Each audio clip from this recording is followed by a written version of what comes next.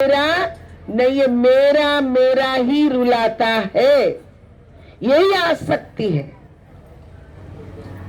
घटना में अंतर नहीं है, पर भाव में अंतर आ गया। पहले था मेरा है, अब समझ में आ गया मेरा नहीं है, तो दुख छिप गया, समाप्त हो गया। ये आसक्ति, ये मोह, उससे ऊपर उठना, उसको कहते बीरति।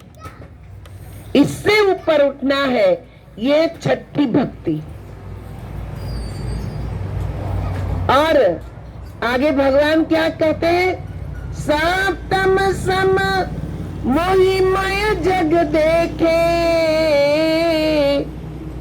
सप्तम सम मोहिमय जग देखे, मोते अधिक संत कर लेखे। का सातवीं भक्ति है कि सप्तम सम मोही मय जग देखे। सातवीं भक्ति है पूरे संसार में मुझको देखना, सब में मैं हूं, तुझ में राम, मुझ में राम, सब में राम समाया, सबसे कर लो प्यार, जगत में कोई नहीं पराया। क्या कहा? सबसे प्यार करो, कोई पराया नहीं है, सब अपने हैं, सब में एक ही राम है। भगवान भी कहते हैं कि सब में ईश्वर को देखो, और कहा मोते अधिक संत कर लेखे, मुझसे भी अधिक अपने संतों को मानो। कैसे? क्योंकि संत ही है जो भगवान की पहचान कराते हैं। संत नहीं मिलते तो हम भगवान को भी पा नहीं सकते थे। इसलिए भगवान ने कहा मुझसे भी अधिक मेरे संत को मानो। मुझे एक समय की घटना याद आती है। इस प्रसंग को देखकर महाराज जी एक बार अमेरिका आए और एक हॉल में मैंने सत्संग रखा था। महाराज जी का आसन लगा, नीचे कहते कि मेरा आसन भक्तों ने लगाया, और नीचे स्टेज के नीचे कुर्सियां लगी, वहां सब भक्त बैठे थे।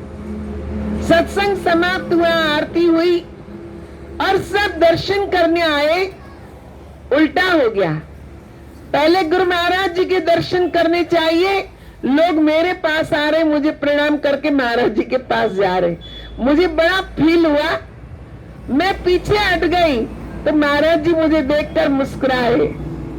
महाराज जी ने कहा पीछे क्यों हट रही है? पहले तो तुझको ही देखा इन्होंने, पहले तो तुझसे ही प्रेम हुआ और तेरे माध्यम से अब मुझे जान रहे हैं, तो अगर तुझे प्रणाम कर लिया तो क्या हो गया? महाराज जी ने मुस्कुराते हुए समझा दिया। तब वो मेरी समझ में आया, भगवान ने ठीक कहा, मोते अधिक संत कर लेके, कि मुझसे भी अधिक मेरे संतों को मानो, क्योंकि संत ना होते तो मेरी पहचान कौन कराते? कौन मुझे भगवान मानता? और सबसे ज्यादा कष्ट कहते संत महात्मा को ही उठाना पड़ता है।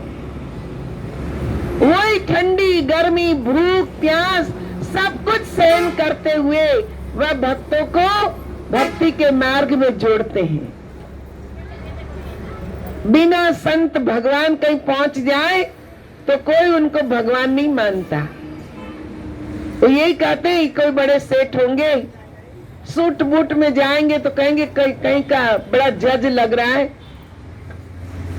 अगर धोती पीताम्बरी पहन के आएंगे तो कहेंगे कोई बहुरूपिया है। कोई उनको भगवान नहीं कहता। इसी संदर्भ में भगवान ने कहा, प्रभु राम ने, कि सब में परमात्मा को देखो, मुझसे भी अधिक मेरे संतों को देखो। और आगे कहा, अष्टम यथा लाभ संतोषा, सपने नहीं देखे परदोषा। आठवीं भक्ति है, जितना मिले, जो मिले प्रभु की कृपा से, अपनी मेहनत से, उसमें संतोष मानो। अगर संतोष नहीं तो कुछ भी नहीं। अगर आपके पास करोड़ों रुपया है पर संतोष नहीं तो कोई पूछेंगे कैसे हो, बस ठीक है यार, चल रहा है ना। और जिसके पास संतोष रूपी धन है उनको पूछो कैसे हो भगत जी, अरे बहुत कृपा है प्रभु की, बड़े आनंद में है, घर में खाने को रोटी नहीं है पर फिर भी कहता है बड़े आनंद में है, प्रभु की कृपा है। क्यों? क्योंकि उसके पास संतोष रूपी धन है। इसलिए भगवान ने कहा कि अपने कर्म से, अपनी मेहनत से जो मिले उसमें संतोष मानो। और आगे क्या कहा? सपने नहीं देखे परदोसा, सपने में भी किसी का दोष मत देखो। जागृत में तो देखना ही नहीं है पर सपने में भी मत देखो, क्योंकि जागृत में देखोगे तो सपने में दिखेगा ही, है ना। इसलिए कभी भी किसी के दोष को, किसी के अवगुण को मत देखो। उनके अवगुण उसके पास, अगर आपको उनके अंदर कोई गुण दिखता है तो उसको ले लो, आप भी वैसे बनो, पर अवगुण ग्रहण करने की जरूरत नहीं है। अवगुण देखना भी नहीं है और ग्रहण भी नहीं करना है। देखोगे तो ग्रहण कर लोगे पर देखो ही मत। जो जैसा है ठीक है। कबीरा तेरी झोपड़ी, किसी ने कहा है कबीर तूने क्या आश्रम बनाया, तेरे आश्रम के पास तो कसाई का घर है, रोज वहां बकरे कटते हैं। तो कबीर साहब ने कितना सुंदर जवाब दिया। कबीर साहब ने कहा करेगा सो भरेगा, तू क्यों भरा उदास। क्या जो करेगा वो भरेगा, वो ऐसा कर्म कर रहा है तो उसको वैसा ही फल मिलेगा। तू उदास क्यों है? तू तो अच्छा कर्म कर, तू उसको क्यों देख रहा है? तू अपने आप को अच्छा बन, तू किसी को दुख मत दे, तू किसी को मत काट, तू अपने आप में किसी की मदद करने की सोच, तू अच्छाई की तरफ जा। आगे भगवान कहते हैं नवम सरल सो छलहीना।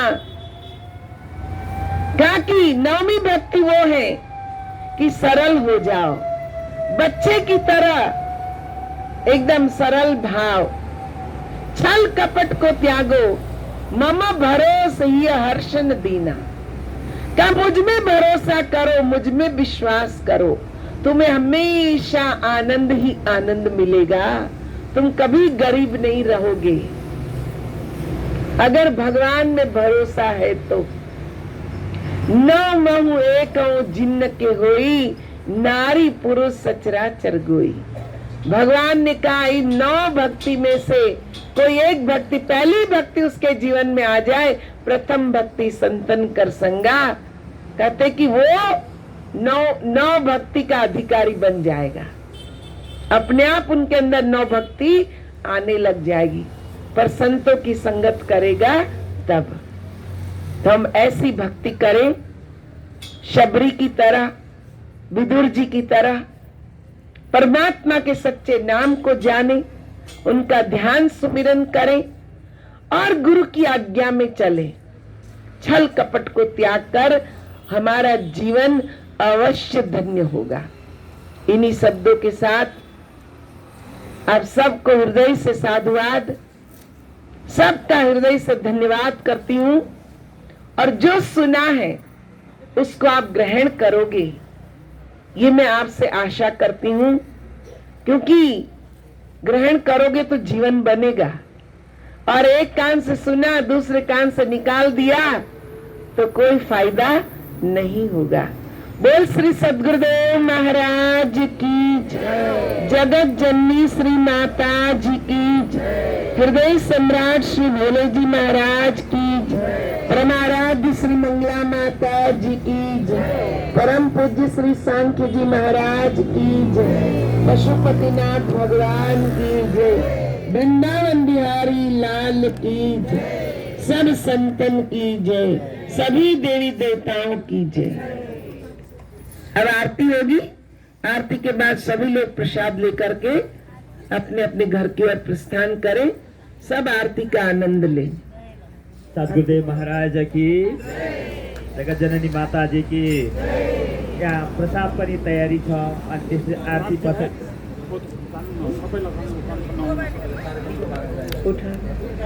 त्यसपछि यहाँहरू सबैले प्रसाद लिएर मात्रै जानु होला। हाम्रो कार्यक्रम अझ 4-5 दिनसम्म लगातार कार्यक्रम रहने यहाँलाई म जानकारी गराउँछु।